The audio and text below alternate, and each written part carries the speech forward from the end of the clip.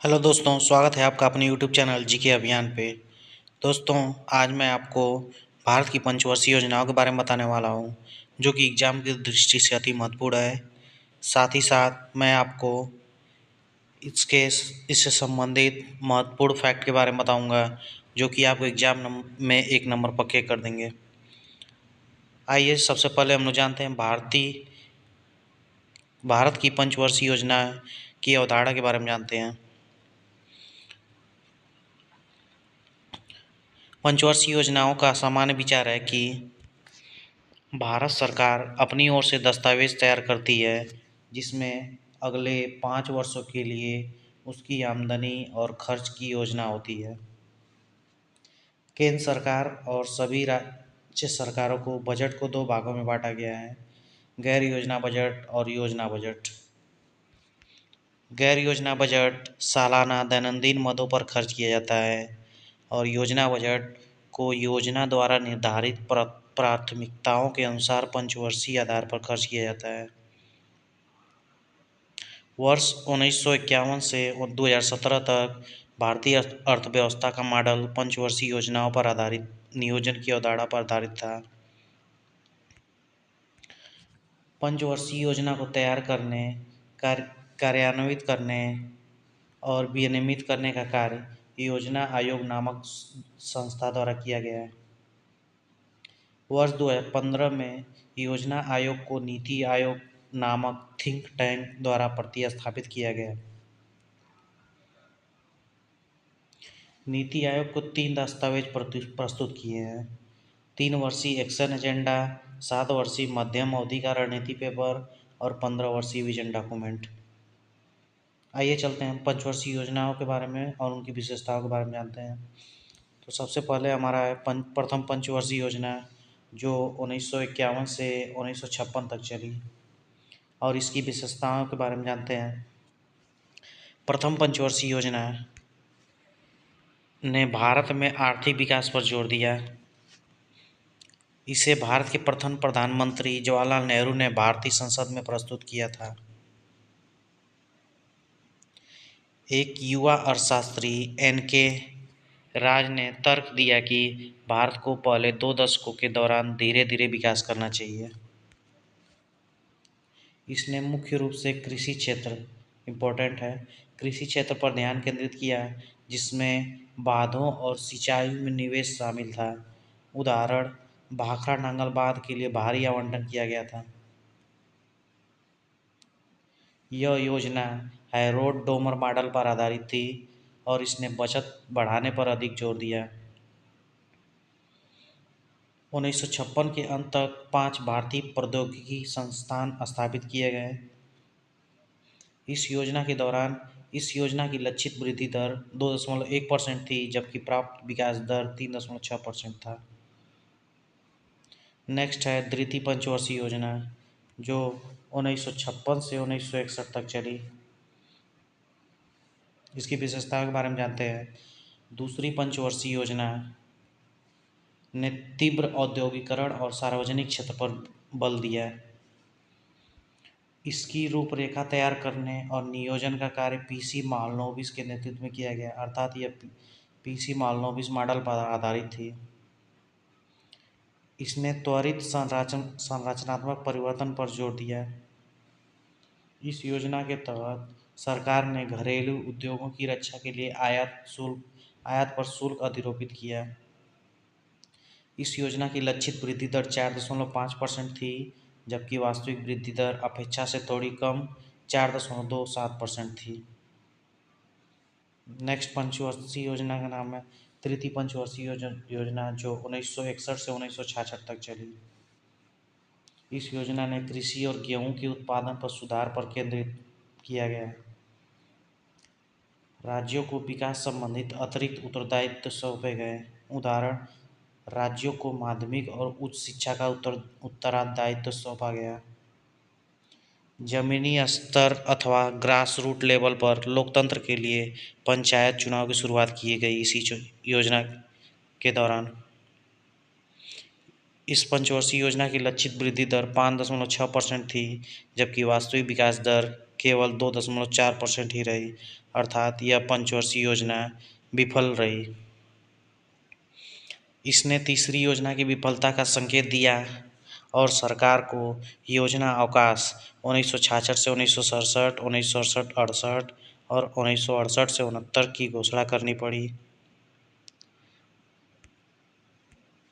चीन भारत युद्ध और भारत पाक युद्ध योजना अवकाश के प्राथमिक कारणों में शामिल थे, जिनके कारण तीसरी पंचवर्षीय योजना विफल हुई थी। नेक्स्ट है चतुर्थ पंचवर्षीय योजना, जो 1969 से 1974 तक चली। इसे प्रधानमंत्री इंदिरा गांधी के कार्यकाल के दौरान पेश किया गया था तथा इसके माध्यम से पिछली विफलताओं में सुधार करने का प्रयास किया गया। गाडगिल फार्मूले के आधार पर स्थिरता के साथ विकास और आत्मनिर्भरता की दिशा में प्रगति पर बहुत अधिक जोर दिया गया। इस पंचवर्षीय योजना में सरकार ने 14 प्रमुख भारतीय बैंकों का राष्ट्रीयकरण किया और हरित क्रांति में कृषि को बढ़ावा दिया गया। सूखा संबंधित क्षेत्र कार्यक्रम ड्राफ्ट प्रोन एरिया प्रोग्राम भी शुरू किया गया। इस योजना की लक्षित वृद्धि दर 5.6% थी, जबकि वास्तविक विकास दर 3.6% ही थी। नेक्स्ट है पांचवी पंचवर्षीय योजना, जो 1974 से 1978 तक चली और इस योजना की विशेषताएं हैं। इसने रोजगार बढ़ाने और गरीबी उन्मूलन, गरीबी हटाओ पर जोर दिया। वर्ष 1975 में विद्युत आपूर्ति अधिनियम में संशोधन किया गया, जिससे केंद्र सरकार बिजली उत्पादन और पारेषण के क्षेत्र में प्रवेश कर सकी। भारतीय राष्ट्रीय राजमार्ग प्रणाली की शुरुआत की गई इसी योजना के दौरान। इस योजना के पहले वर्ष में शुरू किया गया न्यूनतम आवश्यकता कार्यक्रम मिनिमम नीड्स प्रोग्राम MNP, जिसका उद्देश्य बुनियादी न्यूनतम आवश्यकताएं प्रदान करना था। MNP का DP धर द्वारा तैयार किया गया। इस योजना का लक्षित विकास दर 4.4% था और वास्तविक विकास दर 4.8% था, अर्थात यह सफल योजना थी। वर्ष 1978 में नवनिर्वाचित मोरारजी देसाई सरकार ने इस योजना को खारिज कर दिया। उसके आगे रोलिंग प्लान आता है, जो 1978 से 1980 तक चला। यह अस्थिरता का दौर था। जनता पार्टी सरकार ने पांचवी पंचवर्षीय योजना को खारिज कर दिया और एक नई छठी पंचवर्षीय योजना प्रस्तुत की। बदले में वर्ष 1980 में इंदिरा गांधी ने के फिर से प्रधानमंत्री चुने जाने पर भारतीय राष्ट्रीय कांग्रेस द्वारा इसे खारिज किया गया था। एक रोलिंग प्लान का तात्पर्य ऐसी योजना से है जिसमें योजना की प्रभावशीलता का मूल्यांकन वार्षिक रूप से किया जाता है और इससे मूल्यांकन के आधार पर अगले वर्ष एक नई योजना बनाई जाती है। परिणाम स्वरूप इस योजना में आवंटन और लक्ष्य दोनों को अपडेट किया जाता है। नेक्स्ट है छठी पंचवर्षीय योजना, जो 1980 से 1985 तक चली। इसने मूल्य नियंत्रण को समाप्त करके आर्थिक उदारीकरण की शुरुआत को रेखांकित किया। इसे नेहरूवादी समाजवाद, नेहरूवियन सोशलिज्म के अंत के रूप में देखा गया। जनसंख्या वृद्धि को नियंत्रण करने के लिए परिवार नियोजन कार्यक्रम शुरू किया गया इसी योजना के दौरान। शिवरमन समिति की सिफारिश पर राष्ट्रीय कृषि और ग्रामीण विकास bank NABARD, national bank for agriculture and rural development की स्थापना किया गया। लक्षित विकास दर 5.2% थी और वास्तविक विकास दर 5.7% थी, जिसका अर्थ है यह पंचवर्षीय योजना सफल रही। नेक्स्ट है सातवीं पंचवर्षीय योजना, जो 1985 से 1990 तक चली। यह योजना प्रधानमंत्री राजीव गांधी के कार्यकाल के दौरान प्रस्तुत की गई। इसने प्रौद्योगिकी के उपयोग के माध्यम से औद्योगिक उत्पादकता के स्तर में सुधार पर जोर दिया। अन्य उद्देश्यों में आर्थिक उत्पादकता में वृद्धि, खाद्यान्न उत्पादन में वृद्धि और सामाजिक न्याय प्रदान करते हुए रोजगार सृजन करना शामिल था। छठी पंचवर्षीय योजना के परिणामों ने सातवीं पंचवर्षीय योजना की सफलता के लिए एक मजबूत आधार प्रदान किया। इसने गरीब विरोधी कार्यक्रम, आधुनिक प्रौद्योगिकी के उपयोग और भारत को एक स्वतंत्र अर्थव्यवस्था बनाने के लिए आवश्यकता पर बल दिया। इसने वर्ष 2000 तक आत्मनिर्भर विकास के लिए पूर्व अपेक्षित लक्ष्यों को प्राप्त करने पर ध्यान केंद्रित किया। इस योजना की लक्षित वृद्धि दर 5% थी, जबकि वास्तविक विकास दर 6.01% थी, अर्थात यह योजना सफल रही। नेक्स्ट है वार्षिक योजनाएं, जो 1990 से 1992 तक चली। आठवीं पंचवर्षीय योजना वर्ष 1990 से शुरू नहीं की गई थी और बाद के वर्षों में 1990, 91 और 91-92 को वार्षिक योजना के रूप में बनाया गया था। इसका कारण काफ़ी हद तक आर्थिक अस्थिरता थी। भारत को इस दौरान विदेशी मुद्रा भंडार के संकट का सामना करना पड़ा। प्रधानमंत्री पीवी नरसिम्हा राव के नेतृत्व में अर्थव्यवस्था की समस्या से निपटने के लिए भारत में उदारीकरण, निजीकरण, वैश्वीकरण, लिबरलिज्म, प्राइवेटाइजेशन, ग्लोबलाइजेशन, एलपीजी की शुरुआत की गई थी। नेक्स्ट है आठवीं पंचवर्षीय योजना, जो 1992 से 1997 तक चली। आठवीं पंचवर्षीय योजना ने उद्योगों के आधुनिकीकरण को बढ़ावा दिया। 1 जनवरी 1995 को भारत विश्व व्यापार संगठन वर्ल्ड ट्रेड ऑर्गेनाइजेशन का सदस्य बना। इसके लक्ष्य जनसंख्या वृद्धि को नियंत्रण करना, गरीबी कम करना, रोजगार सृजन, बुनियादी ढांचे के विकास को मजबूत करना, पर्यटन का प्रबंधन करना, मानव संसाधन विकास पर ध्यान केंद्रित करना आदि थे। इस पंचवर्षीय योजना ने विकेंद्रीकरण के माध्यम से पंचायतों को और नगर पालिकाओं को शामिल करने पर भी जोर दिया। इस पंचवर्षीय योजना का लक्षित वृद्धि दर 5.6% थी, लेकिन वास्तविक विकास दर अविश्वसनीय रूप से 6.8% रही, अर्थात यह योजना सफल रही। नेक्स्ट है नवीं पंचवर्षीय योजना, और इसके महत्वपूर्ण फैक्ट हैं। इसने स्वतंत्रता के बाद से भारत के 50 वर्षों का चिन्हित किया और अटल बिहारी वाजपेयी ने प्रधानमंत्री पद को नेतृत्व किया।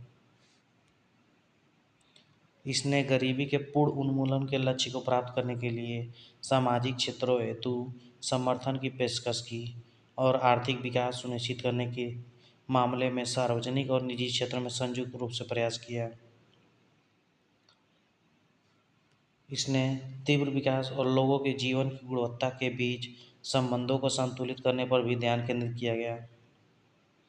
इस योजना के अलावा अन्य उद्देश्यों में सामाजिक रूप से वंचित वर्गों को सशक्त बनाना, आत्मनिर्भरता विकास करना और देश में सभी बच्चों के लिए प्राथमिक शिक्षा उपलब्ध कराना शामिल था। इस योजना की रणनीतियों में आत्मनिर्भरता शामिल करने के लिए निर्यात की उच्च दर में वृद्धि करना, तीव्र विकास के लिए दुर्लभ संसाधनों का कुशल उपयोग आदि शामिल थे। इस योजना की लक्षित विकास दर 7.1% थी, लेकिन इसकी वास्तविक विकास दर 6.8% ही रही, अर्थात यह असफल योजना रही। नेक्स्ट है 10वीं पंचवर्षीय योजना, जो 2002 से 2007 तक चली। इस योजना को विशेषताओं में समावेशी और समान विकास को बढ़ावा देना शामिल था। इसने प्रतिवर्ष 8% जीडीपी विकास दर का लक्ष्य रखा।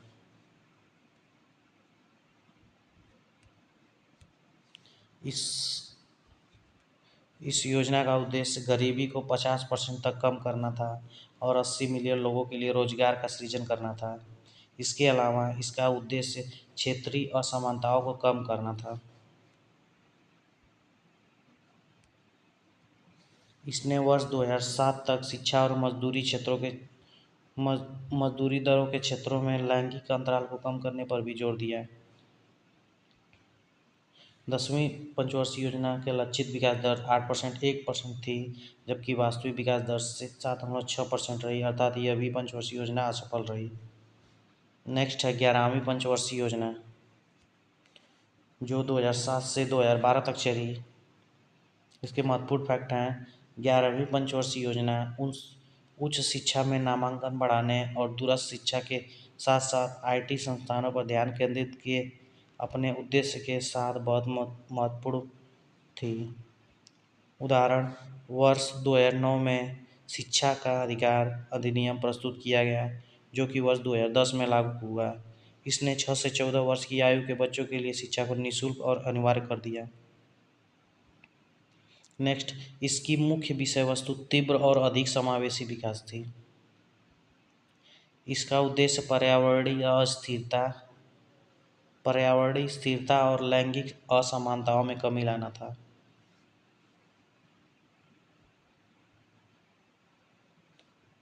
इसकी रूपरेखा सी रंगराजन ने तैयार की थी। इसने वर्ष 2009 तक सभी को स्वच्छ पेयजल उपलब्ध कराने पर भी बल दिया।